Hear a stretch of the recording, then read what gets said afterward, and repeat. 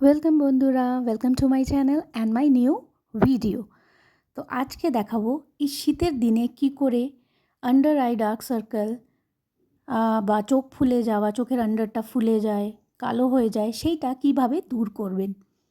বেশি কিছু করতে হবে না, ঘরে থাকা সামান্য কিছু জিনিস দিয়েই এটা যদি আপনারা করেন তাহলে দেখবেন আর কোনো কিছু দামি eye cream, under eye cream লাগাতে হবে না। আপনাদের চোখের চারধারে কালি ভাবটা চলে যাবে, চলে গিয়ে চোখটা চারধারটা সুন্দর হয়ে যাবে, কালারটা ইভেন হয়ে যাবে, আপনাদের স্কিনের কালারের সঙ্গে চোখের নিচের কালারটা ইভেন হয়ে যাবে। তো চলুন দেখে নিই আজকে রেমেডিটির জন্য কি কি লাগবে। রেমেডিটা লাগবে বেসন, নারকোল তেল, কফি পাউডার আর হলুদ। এই চারটে ঘরোয়া ইজিলি পাওয়া যাওয়া, ইজিলি অ্যাভেলেবল এই জিনিসগুলো দিয়ে আজকের আমরা ট্রিটমেন্টটা করব। তো প্রথমেই চলুন নিয়ে নিই একটা নিট অ্যান্ড ক্লিন পরিষ্কার বাটি বা প্লেট। ওতে নিয়ে নেবো আমি বেসন, কিছুটা বেসন নিয়ে নেবো, আর নেবো হলুদ গুঁড়ো, একটু সামান্য হলুদ গুঁড়ো 1 চিমটি মতন, আর নেবো ছোটো কফির 1 প্যাকেটের হাফ প্যাকেট কফি পাউডার, আর নেবো নারকোল তেল। নিয়ে এটাকে ভালো করে আমি মিক্স করে নেব। নারকোল তেলটা জমে আছে, কোনো অসুবিধা নেই, নারকোল তেলটা দিয়ে হাতের সঙ্গে মিক্স করলেই দেখবেন ইজিলি মেল্ট হয়ে যাচ্ছে। এখানে আলাদা করে নারকোল তেলটাকে মেল্ট করার কোনো দরকার নেই, আঙুল দিয়ে ভালো করে মিক্স করে নেবেন, তাহলেই হবে।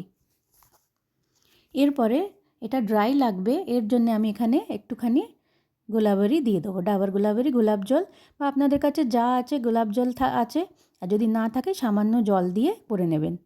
নিয়ে এটাকে আমি ভালো করে মিক্স করে নেব। নিয়ে আমার প্যাকটা রেডি হয়ে গেছে। এটা হচ্ছে আমাদের ওখানে চোখের আন্ডার আইটার কালারটাকে লাইট করবে। এতে যা যা আছে প্রত্যেকটা জিনিস চোখের আন্ডার আইয়ের কালারটা যদি ডার্ক হয়ে থাকে সেটাকে লাইট করার জন্য প্রত্যেকেই কাজ করে। এবার আমি মিক্স করে নিয়ে ভালো করে অবশ্যই মিক্স করবেন। মিক্স করে নিয়ে এটাকে আমি চোখের চারধারে এরকম করে লাগিয়ে নেব মাসাজ করে করে। ভালো করে মাসাজ করে লাগাবেন, দুটো চোখেই লাগিয়ে নেবেন চারধারে। এর ওপরের পাতাতেও লাগাবেন, অনেকেরই চোখের ওপরটাও কালো থাকে, তা লাগিয়ে নেবেন। লাগিয়ে নেওয়ার পর আমি 10 থেকে 15 মিনিট এটা রেখে দিয়েছিলাম।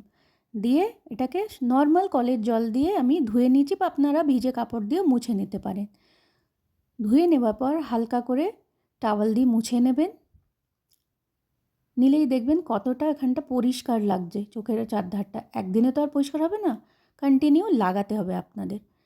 নিয়ে এরপরে আমি চোখের চারধারে নেব একটুখানি অ্যালোভেরা জেল। নিয়ে অ্যালোভেরা জেলটা দিয়ে দুটো চোখের চারধারে এটা দিয়ে মাসাজ করব। এই অ্যালোভেরা জেল মাসাজ করলে এইটাও চোখের চারধারের ডার্ক সার্কেল বা যে কোনো দাগছোপ দূর করতে খুব সাহায্য করে। এটাকে মাসাজ করে পুরো অ্যাবজর্ব করিয়ে নেবেন, এটাকে আর মুছবেন না। পুরোটা এটা অ্যাবজর্ব হয়ে গেলে হালকা হাতে এটাকে মাসাজ করবেন আস্তে আস্তে। চোখের ওপরে বেশি প্রেশার দিয়ে মাসাজ করতে নেই, হালকা হাতে মাসাজ করবেন। এটা পুরো অ্যাবজর্ব হয়ে গেলে এরপরে করব আমরা একটু ময়শ্চারাইজ। এটা অ্যাবজর্ব হয়ে গেছে, এটাকে মুছবেন না। এরপরে আমি নেব আমন্ড অয়েল। আমি 2-3 ফোঁটা আমন্ড অয়েল নেব, বেশি লাগাবার দরকার নেই, চোখের চারধারে লাগাবেন। 2-3 ফোঁটা আমি আমন্ড অয়েল নিয়েছি, আর 2 ফোঁটা বেবি অয়েল নিয়ে নেবো। বেবি অয়েল না থাকলে অসুবিধা নেই, আপনারা শুধু আমন্ড অয়েলও লাগাতে পারেন। দুটোকে মিক্স করে নেব, নিয়ে চোখের চারধারে লাগিয়ে দেবো। আমন্ড অয়েল আর বেবি অয়েল দুটোই আমাদের স্কিনের ড্যামেজ রিপেয়ার করতে খুব সাহায্য করে।